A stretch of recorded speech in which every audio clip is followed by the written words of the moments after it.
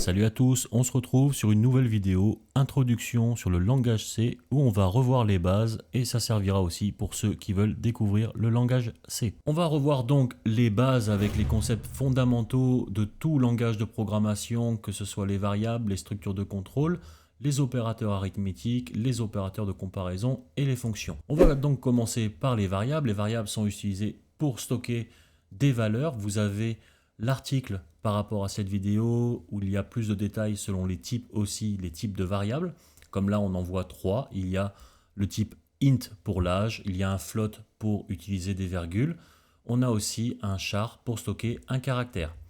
Les structures de contrôle nous permettent d'utiliser les flux, permettent de pouvoir contrôler les flux d'exécution dans nos programmes, comme le if-else. Dans notre cas-là, si l'âge est supérieur ou égal à 18, dans ces cas-là, on affiche que c'est majeur. Sinon, le else nous indique une autre condition et là, on dit que c'est mineur. Ça nous permet du coup de gérer un peu nos conditions par rapport à nos variables. Les structures de contrôle avec la boucle for, d'accord? Ça va nous faire une boucle. Là, dans l'exemple, c'est une boucle qui va aller de 0 jusqu'à 10 avec l'utilisation de printf pour nous afficher la valeur décimale i qui nous affichera au fur et à mesure avec un retour à la ligne avec le /n qui nous permettra d'afficher ligne par ligne la valeur de i qui sera incrémentée à chaque fois avec le i++.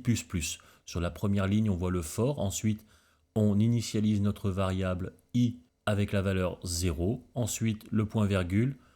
On a une condition tant que i est inférieur à 10. On va exécuter la fonction printf et point virgule i++, i est incrémenté à chaque fois au fur et à mesure. Donc à la fin, dès que celui-ci aura atteint 10, la condition s'arrêtera. On a l'équivalent aussi avec la boucle while qui veut dire tant que. Et là c'est pareil, on a initialisé comme à boucle for, c'est exactement le même comportement. On a initialisé la variable i à 0 avant, on a utilisé la boucle while. Ensuite, i est inférieur à 10. On affiche la valeur de i en utilisant le %d avec printf, le /n pour le retour à la ligne. Et ensuite, on incrémente i++. On a aussi les opérateurs arithmétiques, tout simplement, qui nous permettent de faire les opérations comme on pourrait le faire avec une calculette, les additions, soustractions, multiplications, les divisions.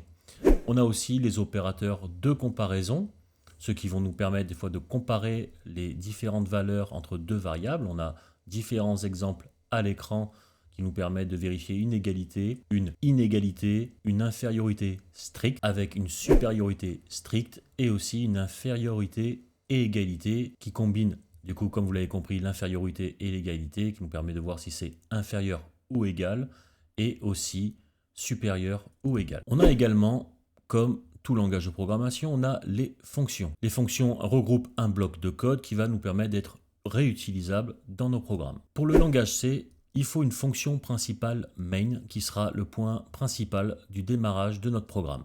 On voit à l'écran une déclaration simple de la déclaration main.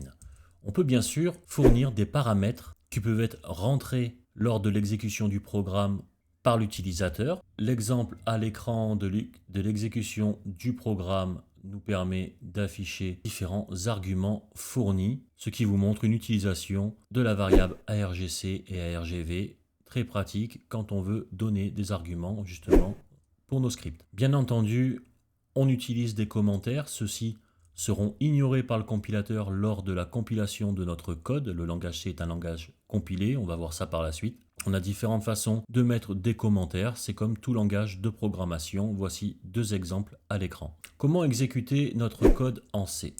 Sur notre machine, on peut utiliser un compilateur. La compilation se fait en plusieurs étapes. On a le préprocesseur.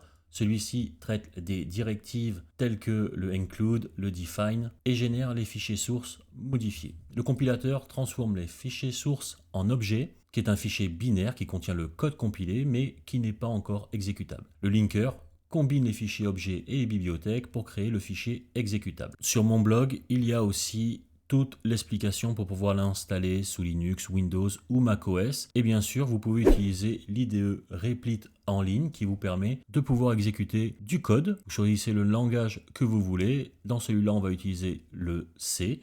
Il vous suffit d'avoir un compte. Dès que vous avez un compte, on clique sur le bouton Create. On choisit dans la liste des templates le C.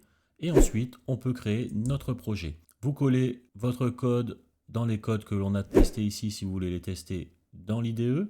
On clique sur le bouton Run, ce qui va vous permettre d'exécuter votre code. Voilà pour un petit retour sur les bases. J'espère que ce nouveau format vous plaît. J'ai mis à jour justement certaines vidéos de la formation avec ce nouveau format. Je vous dis à bientôt pour la nouvelle vidéo, normalement chaîne de caractères et malloc qui devrait sortir prochainement. À l'avenir, il y aura aussi un mini projet en langage C et bien sûr d'autres vidéos qui vont venir. Donc n'hésitez pas à vous abonner si ce n'est pas déjà fait et je vous dis à bientôt pour la prochaine vidéo.